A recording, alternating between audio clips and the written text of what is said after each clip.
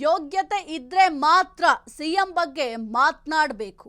ತಮ್ಮ ಪ್ರಚಾರಕ್ಕಾಗಿ ಮಾತನಾಡೋದು ಸರಿಯಲ್ಲ. ಎಸಿನೋ ಯೋಗ್ಯತೆ ಇದ್ರೆ ಮಾತ್ರ ಸಿಎಂ ಬಗ್ಗೆ ಮಾತನಾಡಬೇಕು ಎಂಬ ಸ್ಟೇಟ್ಮೆಂಟ್ ಕೊಟ್ಟಿದ್ದಾರೆ. ತಮ್ಮ ಪ್ರಚಾರಕ್ಕಾಗಿ ಮಾತನಾಡುವುದು ಸರಿಯಲ್ಲ. ತುಮಕೂರಿನಲ್ಲಿ ಗುಬ್ಬಿ ಶಾಸಕರಾಗಿರುವಂತಹ ಶ್ರೀನಿವಾಸ್ ಅವರು ವಾಗ್ದಾಳಿ ಮಾಡಿದ್ದಾರೆ. ಅವರ ಬಗ್ಗೆ ಮಾತನಾಡಿದ್ರೆ ಗಮನ ಸೆಳೆಯಬಹುದು ಅಂತಾನಾ? ಹಿಂಗೆ ನೀವು ಮಾತನಾಡೋದು ನಮ್ಮ ಯೋಗ್ಯತೆ, ಮಿತಿ ತಿಳಿದು ಮಾತನಾಡಿದ್ರೆ ಶೋಭೆ, ಮಿತಿ ಮೀರಿ ಮಾತನಾಡಿದ್ರೆ ಅದು ದುರಹಂಕಾರವಾಗುತ್ತೆ. ತಲೆ ಕೆಟ್ಟ ಕೆಲ ಸಚಿವರು, ಶಾಸಕರು ಮಾತನಾಡ್ತಾರೆ. ತುಮಕೂರಿನಲ್ಲಿ ಗುಬ್ಬಿ ಶಾಸಕ ಶ್ರೀನಿವಾಸ್ ತಿರುಗೇಟು ಕೊಟ್ಟಿದ್ದಾರೆ.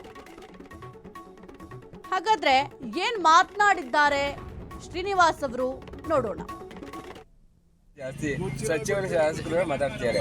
ನಾವು ಯಾರೇ ಶಾಸಕರು ಹೇಳಿದ್ರು ಬಾಯಿ ಚಟ್ ಕೇಳ್ಕೊಬೇಕು, ಏನೇ ಹೇಳಿದ್ರು ಬಾಯಿ ಚಟ್ ಕೇಳ್ಕೊಬೇಕು.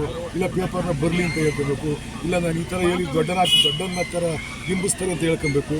ಅಷ್ಟು ಬಿಟ್ಟರೆ ನಮ್ಮ ಯೋಗ್ಯತೆ ಎಷ್ಟೋ ಅಷ್ಟು ಮಾತ್ರ ಹೇಳಿವೆ. ಸಮಾಜಕ್ಕೂ ಚೆನ್ನಾಗಿರುತ್ತೆ, ಪಕ್ಷಕ್ಕೂ ಚೆನ್ನಾಗಿರುತ್ತೆ, ನೋಡೋರಿಗೂ ಕೇಳೋರಿಗೂ ಚೆನ್ನಾಗಿರುತ್ತೆ. ನಾನು ನನ್ನ ಲಿಮಿಟ್ ಮೀರಿ ಮಾತಾಡಿದರೆ ಅದು ದುರಹಂಕಾರ ಆಗುತ್ತೆ ಅಲ್ವಾ?